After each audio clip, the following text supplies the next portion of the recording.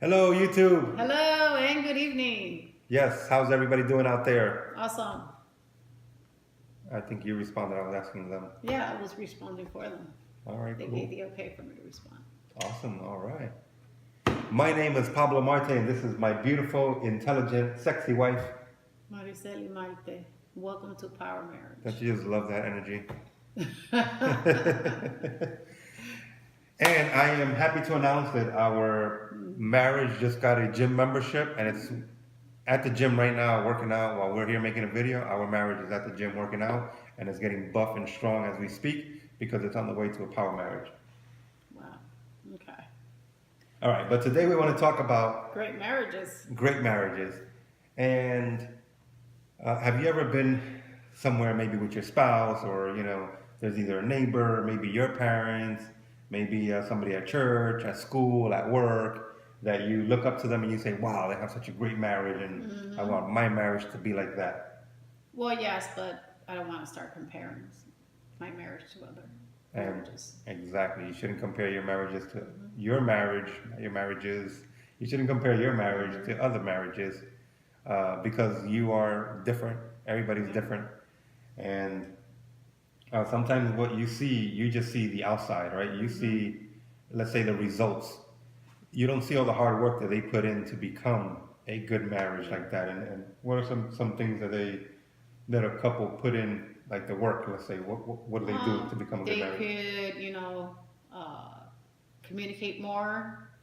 They could start encouraging one another.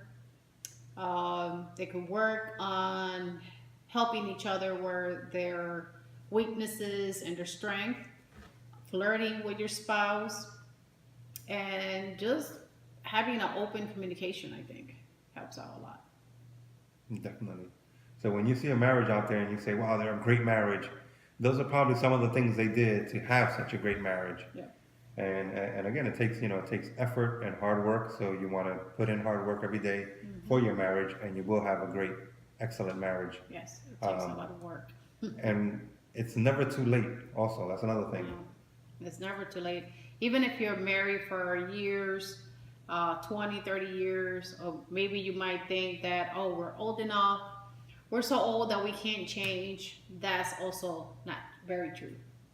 You could actually change yourself and teach yourself new habits to actually work the marriage. Yes. Yeah, definitely. I mean, it doesn't matter again what age you are or how Hmm. long you've been married. You can say, "Well, I'm 50 years old."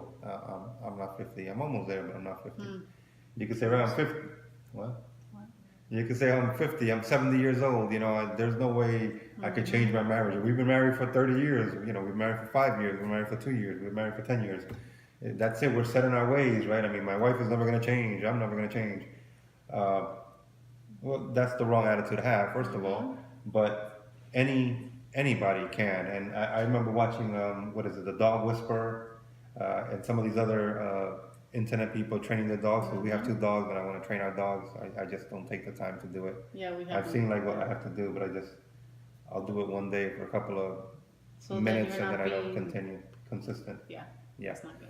But if I were to apply it consistently, I'd probably teach them new tricks. But I've seen it, right, where they take these old dogs that are 10 years old, maybe 5 years old, sometimes even puppies, but usually they take these older dogs and they teach them new tricks.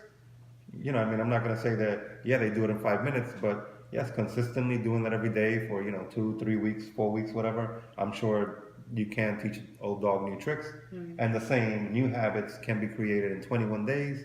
So just start something new, stay consistent, unlike me, and you'll be able to create new habits. And that's what we've done in our marriage. Yes. We've made new habits that have helped us to be on the road to becoming a power marriage. You could also start looking for positive things in your marriage and you can find it, find those positive things that actually helps your marriage instead of complaining all the time. Definitely. Don't just look for the negative. All right, there's many excuses every day to Yeah. find something in your spouse or find something in your marriage, in your home, in your job, anywhere, and just complain about it. Right? Oh, this is not working right. All that. Never bring up a problem unless you have the solution. Hmm. That's one way of putting it. Right? Never. Maybe that's not the right exact way of saying it, but what I'm saying is, right, before you complain, bring a solution, right? Don't just say, oh, that's not how you do it, you're doing it all wrong, and then go, watch your TV and forget about it. Say, hey, this is how I think you can do it, right? This is how, bring a solution, right? Always. So stop complaining and look for the positive. And some ways that you can look for the positive is be grateful, and that's one thing that I try to do. Just say thank you for all the things that my wife does, and by thanking her, it kind of changes my mood, right? Instead of thinking of something negative or if something is going on that I don't like, I still let me look for what am I grateful for my spouse that she has done, and then what does she do good that I can praise her on as well, and find those things. So again, stop looking for negatives, look for positives, and definitely stop complaining. Yes. And vice versa. The same thing as the wife. Look for those positive things in your husband and always be grateful and thankful. All right. All right. Have a good one.